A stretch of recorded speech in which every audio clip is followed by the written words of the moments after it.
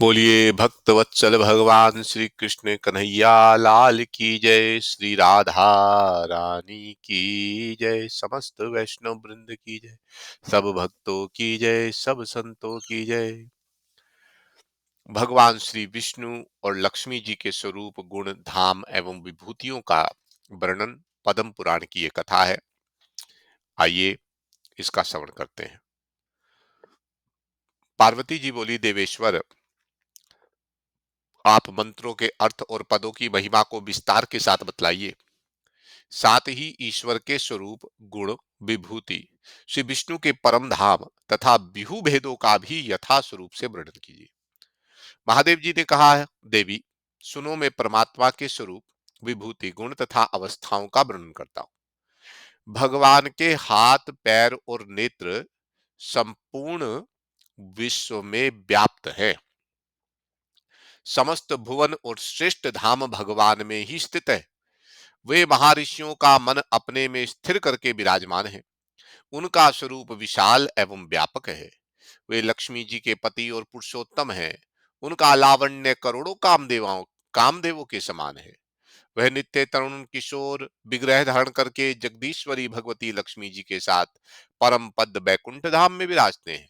वह परम धाम ही परम व्योम कहलाता है। परम व्योम ऐश्वर्य का उपभोग करने के लिए है और यह संपूर्ण जगत लीला करने के लिए है। इस प्रकार भोग भूमि और क्रीड़ा भूमि के रूप में श्री विष्णु जी की दो विभूतियां स्थित हैं। जब वे लीला का उपसंहार करते हैं, तब भोग भूमि में उनकी नित्य स्थिति होती है। भोग और लीला दोनों को वे अपनी शक्ति से ही धारण करते हैं। भोग भूमि या परम धाम त्रिपाद विभूति से व्याप्त है, अर्थात भगवत भगवतिक भूति के तीन अंशों में उसकी स्थिति है। और इस लोक में जो कुछ भी है, वह भगवान की पाद विभूति के अंतर्गत है। परमात्मा की त्रिपाद विभूति नित्य और पाद विभूति अनित्य है। परम धाम में भगवान का जो शुभ विग्रह विराजमान है, वह नित्य है। वह कभी अपनी महिमा से च्युत नहीं होता। उसे सनातन एवं दिव्य माना गया। वह सदा तरुण अवस्था से सुशोभित रहता है। वहां भगवान को भगवती श्रीदेवी और भूदेवी के साथ नित्य संभोग प्राप्त है। जगत माता लक्ष्मी जी भी नित्य रूपा है। वे श्री विष्णु जी से कभी पृथक नहीं होती। जैसे भगवान विष्णु सर्वत्र व्याप्त है, उसी प्रकार भगवती लक्ष्मी भी है। पार्वती श्री विष्णु पत्नी रमा संपूर्ण जगत की आधेश्वरी और नित्य कल्याणमयी है। उनके भी हाथ, पैर, नेत्र, मस्तक, मुख सब और व्याप्त हैं। वे भगवान नारायण की शक्ति, संपूर्ण जगत की माता और सबको आश्रय प्रदान करने वाली है। स्थावर जगमा रूप सारा जगत उनके कृपा कटाक्ष पर ही निर्भर है। विश्व का पालन और संहार उनके नेत्रों के खुलने और बंद होने से ही हुआ करते हैं। वे महालक्ष्मी सबकी आदिभूता, त्रिगुणमयी और परमेश्वरी हैं। व्याप्त और अव्यक्त भेद से उनके दो रूप हैं। वे उन दोनों रूपों से संपूर्ण विश्व व्याप्त करके स्थित हैं। जल आदि रस के रूप से वे ही लीला में देह धारण करके प्रकट होती हैं। लक्ष्मी रूप में आकर वे धन प्रदान करने की अधिकारिणी होती हैं। ऐसे स्वरूप वाली लक्ष्मी देवी श्री हरि के आश्रय में रहती हैं। संपूर्ण वेद तथा उनके द्वारा जानने योग्य जितनी वस्तु हैं, वे सब श्री लक्ष्मी जी के ही स्वरूप है। स्त्री रूप में जो कुछ भी उपलब्ध होता है, वह सब लक्ष्मी जी का ही विग्रह कहलाता है। स्त्रियों में जो सौंदर्य, शील, सदाचार और सौभाग्य स्थित है, वह सब लक्ष्मी जी का ही रूप है। पार्वती भगवती लक्ष्मी समस्त स्त्रियों की शिरोमणि है, जिनकी कृपा कटाक्ष के पढ़ने मात्र से ब्रह्मा, शिव, देवराज, इंद्र, चंद्रमा, सूर्य, कुबेर, यमराज और अग्निदेव प्रचुर ऐश्वर्य प्राप्त करते हैं। उनके नाम इस प्रकार हैं: लक्ष्मी, श्री, कमला, विद्या, माता, विष्णु प्रिया, सती, पदहल्या, पदहस्ता, पदाक्षी, पद्म सुंदरी, भूतेश्वरी, नित्या, सत्या, सर्वगता, शुभा, विष्णु पत्नी, महादेवी, क्षीरोदत्न्या, रमा, अनंत लोकनाभि, भू, लीला, सर्व सुखप्रदा, रुक्मणी, सर्व वेदवती, सरस्वती, गौरी, शांति, स्वाहा, स्वधा, रति, नारायण वरारोहा तथा विष्णु नित्यानुपायनी। जो प्रातः काल उठकर इन संपूर्ण नामों का पाठ करता है, उसे बहुत बड़ी संपत्ति और विशुद्ध धन धान्य की प्राप्ति होती है। हिरणावर्णम हरिणीम स्वर्णरजत्सृजाम चंद्राम हृणामही लक्ष्मी विष्णोरन पागमिनाम गंधदारम दुराधत्या नित्यपुष्टम करीश्वरीम ईश्वरीम सर्वभूतानां तामी हो पहे श्रियाम। जिनके श्रीअंगों का रंग स्वर्ण के समान सुंदर एवं गोर है, जो सोने चांदी की हारों से सुशोभित हैं और सब आहादित्य करने वाली हैं, भगवान श्री विष्णु से जिनका कभी वियोग नहीं होता, जो स्वर्ण में कांति धारण करती हैं, उत्तम लक्ष्मणों से विभूषित होने के कारण जिनका नाम लक्ष्मी है, जो सब प्रकार के सुगंधों का द्वार है, जिनको परास्त करना कठिन है, जो सदा सब अंगों से पुष्ट रहती हैं, गाय के सूखे गोबर में जिनका निवास है, तथा जो समस्त प्राणियों की अधीश्वरी है, उन भगवती श्री देवी का मैं यहाँ आह्वान करता हूँ। ऋग्वेद में कहे हुए इस मंत्र के द्वारा स्तुति करने पर महेश्वरी लक्ष्मी ने शिव आदि सभी देवताओं को सब प्रकार का ऐश्वर्य और सुख प्रदान किया था। श्री विष्णु पत्नी लक्ष्मी सनातन देवता है। वे ही इस जगत का शासन करती हैं। संपूर्ण चराचर जगत की स्थिति उन्हीं के कृपा कटाक्ष पर निर्भर है। अग्नि में रहने वाली प्रभा की भांति भगवती लक्ष्मी जिनके वृक्ष स्थल में निवास करती हैं, वे भगवान विष्णु सबके ईश्वर परम शोभा संपन्न अक्षर एवं अविनाशी पुरुष हैं। वे नारायण वात्सल्य गुणों के समुद्र हैं। सबके स्वामी, सुशील, सुभग, सर्वज्ञ, सर्वशक्तिमान, नित्य पूर्ण काम, स्वभावतः सबके सुहृद, सुखी, दया सुधा के सागर, समस्त देहधारियों के आश्रय, स्वर्ग और मोक्ष का सुख देने वाले और भक्तों पर दया करने वाले हैं। उन श्री विष्णु को नमस्कार है। मैं संपूर्ण देश काल आदि अवस्थाओं में पूर्ण रूप से भगवान का दासत्व स्वीकार करता हूँ। इस प्रकार स्वरूप का विचार करके सिद्धि प्राप्त पुरुष अनन्यास ही दास भाव को प्राप्त कर लेता है। यही पूर्वोत्तर मंत्र का अर्थ है। इसको जानकर भगवान में भली भांति भक्ति करनी चाहिए। यह चराचर जगत भगवान का दास ही है। इस श्री नारायण इस जगत के स्वामी, प्रभु, ईश्वर, भ्राता, माता, पिता, बंधु, निवास, शरण और गति हैं। भगवान लक्ष्मीपति कल्याण में गुणों से युक्त और समस्त कामनाओं का फल प्रदान करने वाले हैं। वे ही जगदीश्वर शास्त्रों में निर्गुण कहे गए हैं। निर्गुण शब्द से यही बताया गया कि भगवान प्रकृति जन्य हे गुणों से रहित है। जहां वेदांत वाक्यों द्वारा प्रपंच का मिथ्यत्व बताया गया है और यह कहा गया है कि सारा दृश्यमान जगत अनित्य है, वहां भी ब्रह्मांड के प्राकृत रूप को ही नश्वर बताया गया है। प्रकृति से उत्पन्न होने वाली रूपों की अनित्यता का प्रतिपादन किया गया है। महादेवी, इस कथन का तात्पर्य यह है कि लीला बिहारी देव देव श्री हरि की लीला के लिए ही प्रकृति की उत्पत्ति हुई है। 14 भुवन, 7 समुद्र, 7 द्वीप, 4 प्रकार के प्राणी तथा ऊंचे ऊंचे पर्वतों से भरा हुआ यह रमणीय ब्रह्मांड प्रकृति से उत्पन्न हुआ है। यह उत्तरोत्तर महान 10 आवरणों से घिरा हुआ है। कला, काष्ठ आदि भेद से जो काल चक्र चल रहा है, उसी के द्वारा संसार की सृष्टि, पालन और संहार आदि कार्य होते हैं। एक सहस्त्र चतुर्युग व्यतीत होने पर अव्यक्त जन्मा ब्रह्मा जी का एक दिन पूरा होता है। इतने ही वे बड़े दिन से 100 वर्ष की उनकी आयु मानी गई है। ब्रह्मा जी की आयु समाप्त होने पर सबका संहार हो जाता है। ब्रह्मांड के समस्त लोक कालगृह से दग्ध हो जाते हैं। सर्वात्मा श्री विष्णु की प्रकृति में उनका लय हो जाता है।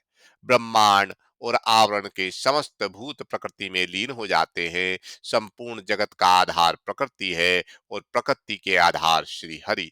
प्रकृति के द्वारा ही भगवान सदा जगत की सृष्टि और संहार करते हैं। देवादिदेव श्री विष्णु ने लीला के लिए जगन्मयी माया की सृष्टि की है। वही अविद्या, प्रकृति, माया और महाविद्या कहलाती है। सृष्टि, पालन और संहार का कारण भी वही है। वह सदा रहने वाली है। योग, निद्रा और महामाया भी उसी के नाम है। प्रकृति सत्य, रज और तम, इन तीनों गुणों से युक्त है। उसे अव्यक्त और प्रधान भी कहते हैं। वह लीला बिहारी श्री कृष्ण की क्रीड़ा स्थली है। संसार की उत्पत्ति और प्रलय सदा उसी से होते हैं। प्रकृति के स्थान असंख्य हैं, जो घोर अंधकार से पूर्ण है। प्रकृति से ऊपर की सीमा में विराजा नाम की नदी है, किंतु नीचे की ओर उस सनातनी प्रकृति की कोई सीमा नहीं। उसने स्थूल सूक्ष्म आदि अवस्थाओं के द्वारा संपूर्ण जगत को व्याप्त कर रखा है। प्रकृति के विकास से सृष्टि और संकोच अवस्था से प्रलय होता है। इस प्रकार संपूर्ण भूत प्रकृति के ही अंतर्गत है। यह जो महान शून्य है, आकाश है, वह सब भी प्रकृति के ही भीतर है। इस तरह प्राकट्य रूप ब्रह्मांड अथवा पाद विभूति के स्वरूप का अच्छी तरह वर्णन किया गया। गिरिराज कुमारी, अब त्रिपाद विभूति के स्वरूप का वर्णन सुनो। प्रकृति एवं परम व्योम के बीच में विराज नाम की नदी है। वह कल्याणमयी सरिता वेदांगों के शब्दिग्ध जनित जल से प्रभावित होती है। उसके दूसरे पार में परम व्योम, जिसमें त्रिपाद विभूति में सनातन अमृत शाश्वत नित्य एवं अनंत परम धाम है। वह शुद्ध सत्य में दिव्य अक्षर एवं पर ब्रह्म का धाम है। उसका तेज अनेक कोटि सूर्य तथा अग्नि के समान है। वह धाम अविनाशी, सर्ववेद में शुद्ध, सब प्रकार के प्रलय से रहित, परिमाण शून्य, कभी जीर्ण ना होने वाला, नित्य जागृत स्वप्न आदि अवस्थाओं से रहित, हिरणा में मोक्ष पद, ब्रह्मानंद में सुख से परिपूर्ण, न्यूनता, अधिकता तथा आदि अंत से शून्य, सभी तेजस्वी होने के कारण अत्यंत अद्भुत, रमणीय, नित्य और आनंद का सागर है। श्री विष्णु का वह परम पद ऐसे ही गुणों से युक्त है। उसे सूर्य, चंद्रमा तथा अग्निदेव नहीं प्रकाशित करते, वह अपने ही प्रकाश से प्रकाशित है। जहां जाकर जीव फिर कभी नहीं लौटते, वही श्री हरि का एक परम धाम है। श्री विष्णु का वह परम धाम नित्य, शाश्वत एवं अच्युत है।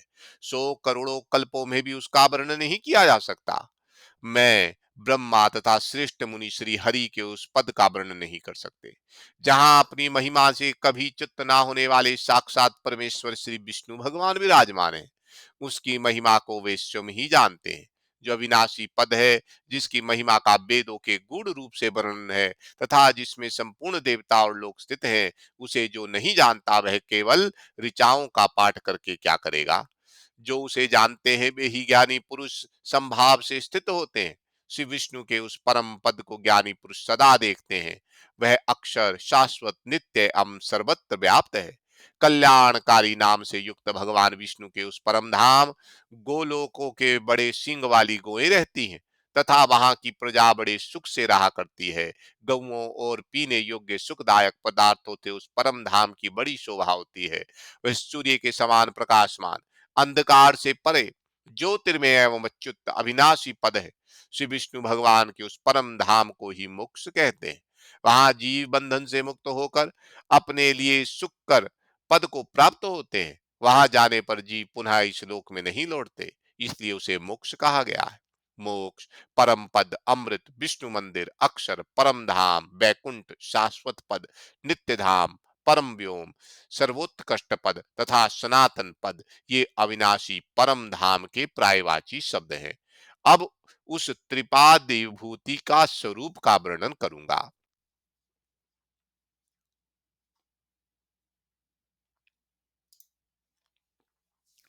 वैकुंठ धाम में भगवान की स्थिति का वर्णन, योग माया द्वारा भगवान की स्तुति तथा भगवान के द्वारा सृष्टि की रचना।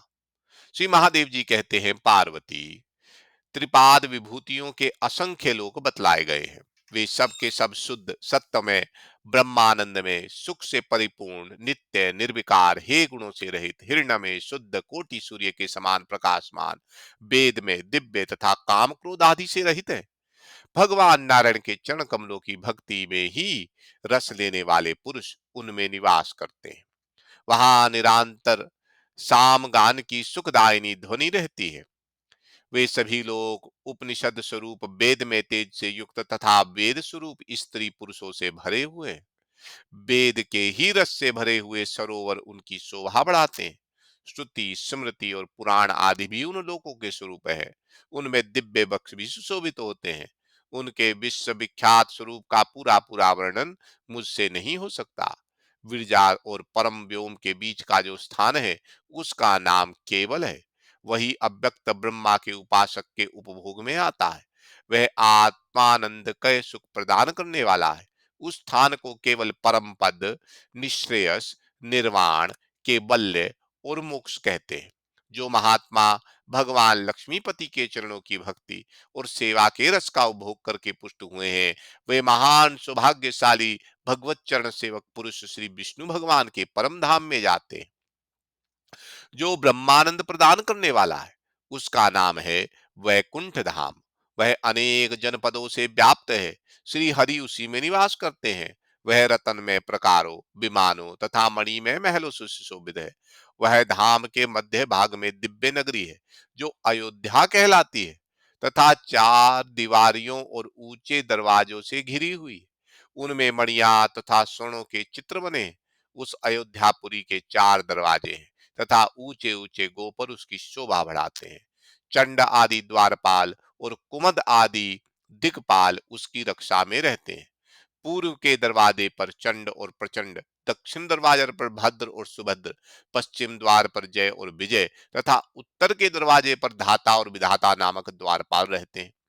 कुमुद, कुमुदाक्ष, पुंडरीक, वामन, शुंककर्ण, सर्वनिद्र, सुमक और सुप्रतिष्ठ ये उस नगरी के दिक्पाल बताए गए। पार्वती उस पुरी में कोटि कोटि अग्नि के समान तेजोमय ग्रह की पातिकाएं शोभा पाती हैं। उनमें तरुण अवस्था वाले दिव्य नर नारी निवास करते हैं। पुरी के मध्य भाग में भगवान का मनोहर अंतःपुर है, जो मणियों के प्रकार से युक्त और सुंदर गोपुर से सुशोभित है। उसमें भी अनेक अच्छे अच्छे ग्रह, विमान और प्रसाद हैं। दिव्य अप्सराएं और स्त्रियां सब ओर से उस अंतःपुर की शोभा बढ़ाती हैं। उसके बीच में एक दिव्य मंडप है, जो राजा का खास स्थान है।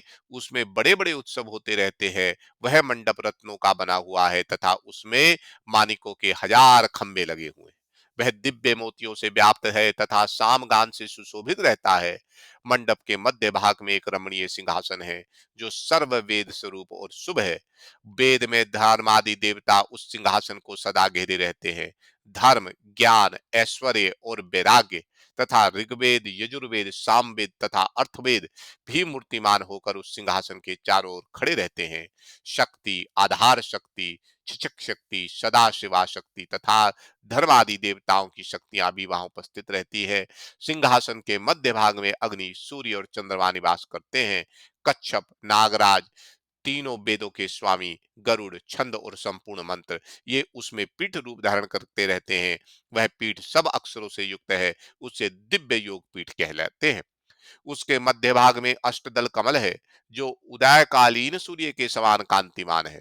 उसके बीच में सावित्री नाम की कर्णिका है, जिसमें देवताओं के स्वामी परम पुरुष भगवान विष्णु माता भगवती लक्ष्मी जी के साथ विराजमान होते हैं।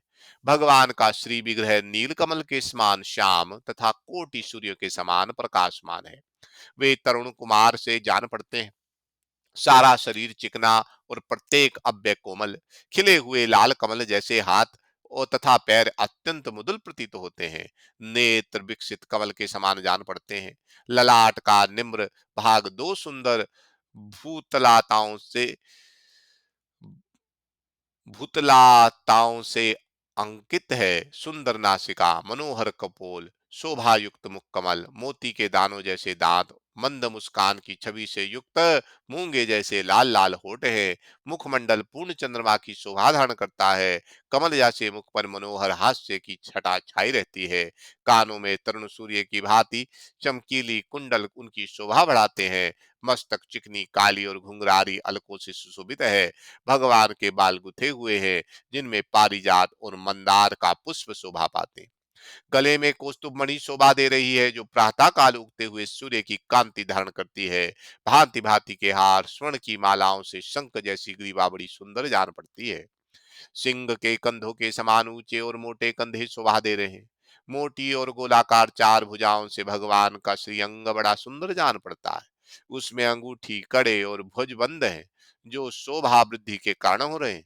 उनका विशाल वृक्षतल करोड़ों बल सूर्य समान तेजों में कौस्तुभ आदि सुंदर आभूषणों दे दीप्यमान है। वे वनमाला से विभूषित हैं। नाभि का वह कमल जो ब्रह्मा जी की जन्मभूमि है, श्री अंगों की शोभा बढ़ा रहा है। शरीर पर मुलायम पीताम्बर सुशोभित होता है, जो बाल रवि की प्रभा के समान जान पड़ता है। दोनों चरणों में सुंदर कड़े विराजमान रहे हैं, जो नाना प्रकार के रत्नों से जड़े होने के कारण अत्यंत विचित्र प्रतीत होते हैं।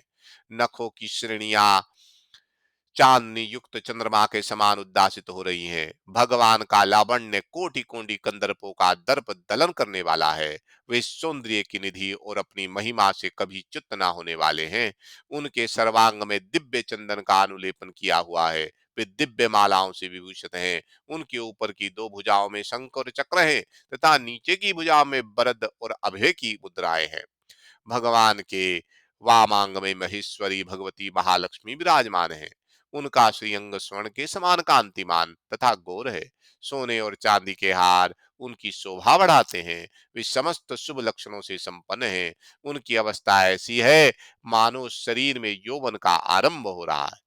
कानों में रत्नों की कुंडल और मस्तक पर काली काली घुंघराली अलके शोभा पाती हैं। दिव्य चंदन से चर्चित अंगों का दिव्य पुष्पों से श्रृंगार हुआ है। केशों में मंदार, केतकी और चमेली के फूल गुथे हुए हैं। सुंदर बोहे, मनोहर नासिका, शोभायमान कटिभाग है। पूर्ण चंद्रमा के समान मनोहर मुख कमल पर मंद मुस्कान की छटा छा रही है। बाल रवि के समान चमकीले कुंडल कानों की शोभा बढ़ा रहे हैं। तपाए हुए स्वर्ण के समान शरीर की कांति और आभूषण है। चार हाथ है जो स्वर्ण में कमलों से विभूषण है। भांति भांति के विचित्र रत्नों से युक्त स्वर्ण में कमलों का माला, हार, केयूर, कड़े और अंगूठियों से श्रीदेवी सुशोभित है। उनके दो हाथों में दो कमल और शेष दो हाथों में बिजोरा और धतूरा शोभा पा रहे हैं। इस प्रकार कभी विलग ना होने वाली महालक्ष्मी के साथ महेश्वर भगवान विष्णु सनातन परम व्योम में सानंद विराजमान रहते हैं। उनके दोनों पार्श्व भूदेवी और लीला देवी बैठी रहती हैं। आठों दिशाओं में अष्टदल कमल के एक एक दल पर क्रमशः बिमला आदि शक्तियां सुशोभित होती हैं। उनके नाम ये है: बिमला, उत्कृष्टणी, ज्ञाना, क्रिया, योगा, प्रीहि, सत्या तथा ईशान। ये सब परमात्मा श्री हरि की पटरानियां हैं, जो सब प्रकार के सुंदर लक्षणों से संपन्न है। ये अपने हाथों में चंद्रमा के समान श्वेत वर्ण के दिव्य चवर लेकर उनके द्वारा सेवा करती हुई अपने पति श्री हरि को आनंदित करती हैं। इनके सिवा दिव्य अप्सराएं तथा 500 युवतियां स्त्रियां भगवान के अंतःपुर में निवास करती हैं, जो सब प्रकार के आभूषणों से विभूषित कोटि अग्नियों के समान तेजस्वी, समस्त शुभ लक्षणों से युक्त तथा चंद्रमुखी है। उन सब के हाथों में कमल के पुष्प शोभा पाते हैं। उन सब के घिरे हुए महाराज परम पुरुष श्री हरि की बड़ी शोभा होती है। शेषनाग, गरुड़ तथा सेनानी आदि देवेश्वरों, अरण्य पार्षदों तथा नित्य युक्त मुक्त भक्तों से सेवित हो रमा सहित परम पुरुष श्री विष्णु भोग और आश्वर्य के द्वारा सदा आनंद मगन रहते हैं। इस प्रकार बैकुंठ धाम के अधिपति भगवान नारायण अपने परम पद में रमण करते हैं। पार्वती, अब मैं भगवान के भिन्न भिन्न व्यूहों और लोकों का वर्णन करता हूँ। बैकुंठ धाम के पूर्व भाग में श्री वासुदेव जी का मंदिर है। अग्निकोण में लक्ष्मी का लोक है। दक्षिण दिशा में श्री संकर्षण का भवन है। नक्षत्रीय कोण में सरस्वती देवी का लोक है। पश्चिम दिशा में श्री पद्म का मंदिर है। व्याम कोण में रति का लोक है। उत्तर दिशा में श्री अनिरुद्ध का स्थान है और ईशान कोण में शांति लोक है। भगवान के परम धाम को सूर्य, चंद्रमा और अग्नि नहीं प्रकाशित करते। कठोर व्रतों का पालन करने वाले योगी जन वहां जाकर फिर इस संसार में नहीं लौटते। जो दो नामों के इस मंत्र लक्ष्मी नारायण के जप में लगे रहते हैं, वे निश्चय ही उस अविनाशी पद को प्राप्त होते हैं। मनुष्य अनन्य भक्ति के साथ उक्त मंत्र का जाप करके उस सनातन दिव्य धाम को अनायास ही प्राप्त कर लेते हैं। उनके लिए वह पद जैसा सुगम होता है, वैसा वेदों के अध्ययन, यज्ञ, दान, शुभ व्रत, तपस्या, उपवास तथा अन्य साधनों से नहीं होता। त्रिपाद विभूति में जहां भगवान परमेश्वर भगवती लक्ष्मी के साथ सदा आनंद का अनुभव करते हैं, वहां संसार की आश्चर्यभूता महामाया ने हाथ जोड़कर प्रकृति के साथ उनकी भति भांति भा भांति भांति से स्तुति करके कहा, केशव, इन जीवों के लिए लोक और शरीर प्रदान कीजिए। सर्वज्ञ, आप पूर्व कल्पों की भांति अपनी लीला में विभूतियों का विस्तार कीजिए।